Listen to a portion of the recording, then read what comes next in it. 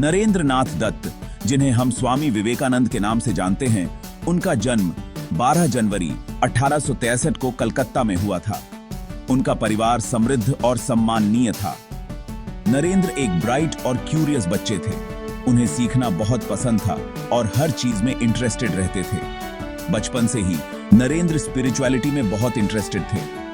कलकत्ता में बड़े होने की वजह से नरेंद्र अलग अलग कल्चर्स और बिलीफ्स के लोगों से मिले। उस समय कलकत्ता ब्रिटिश इंडिया का सेंटर हुआ करता था। इसने नरेंद्र को वेस्टर्न आइडियाज और फिलॉसफी से परिचित कराया। आगे चलकर इसी चीज ने ईस्ट और वेस्ट को जोड़ने के उनके मिशन को इन्फ्लुएंस किया।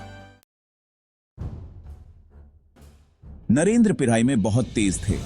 उनके पास फोटोग्राफिक मेमोरी थी और वो एक गिफ्टेड स्टूडेंट थे। उन्होंने फिलॉसफी, रिलीजन और हिस्ट्री पढ़ा।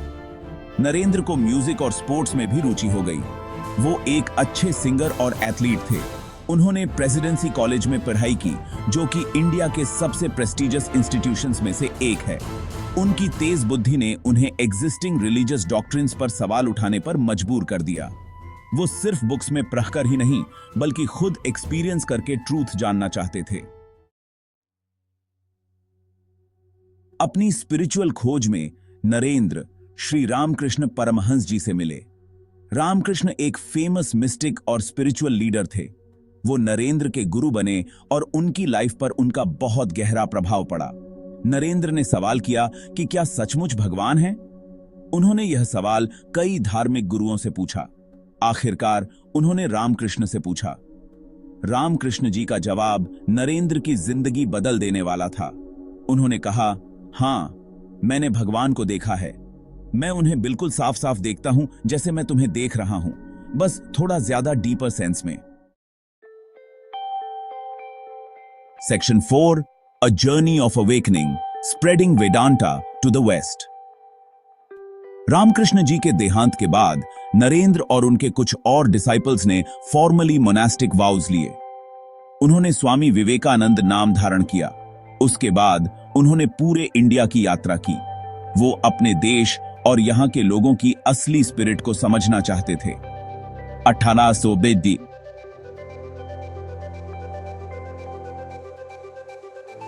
स्वामी विवेकानंद अमेरिका गए। उन्होंने शिकागो में हुए parliament of the world's religions में हिंदुइज्म को रिप्रेजेंट किया। वहां उनका स्पीच बहुत सक्सेसफुल रहा। वो एक जाने माने स्पीकर बन गए और उन्होंने वेस्ट को वेदांता और हिंदुइज्म से परिचित कराया। Section 5, champion of harmony, Vivekananda social message. Swami Vivekananda education की शक्ति में विश्वास रखते थे। वो इसे सोशल चेंज का एक जरिया मानते थे। उन्होंने विमेन्स एजुकेशन और अंडर प्रिविलेज्ड लोगों को एम्पावर करने पर जोर दिया। उन्होंने कास्ट सिस्टम के खिलाफ आवाज उठाई। वो मानवता की सेवा को सबसे सच्ची पूजा मानते थे। उन्होंने बहुत से लोगों को धार्मिक मतभेदों से परे देखने के लिए प्रेरित किया। उनका संदेश यूनिवर्सल ब्रदरहुड और टॉलरेंस का था। Section 6, A Legacy of Inspiration। Swami Vivekananda India वापस आए और उन्होंने 1897 में रामकृष्णा मिशन की स्थापना की। यह संस्था सोशल सर्विस और स्पिरिचुअल एनलाइटनमेंट के लिए समर्पित है। यह आज भी दुनिया भर के लोगों की सेवा कर रही है। स्वामी विवेकानंद का देहांत 4 जुलाई 1902 को मात्र 29 वर्ष की उम्र में हो गया। हालांकि उनकी जिंदगी छोटी थी, लेकिन उनका प्रभाव बहुत ज्यादा था।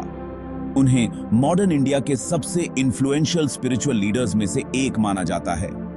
उनकी सीख आज भी दुनिया भर के लाखों लोगों को प्रेरणा देती है।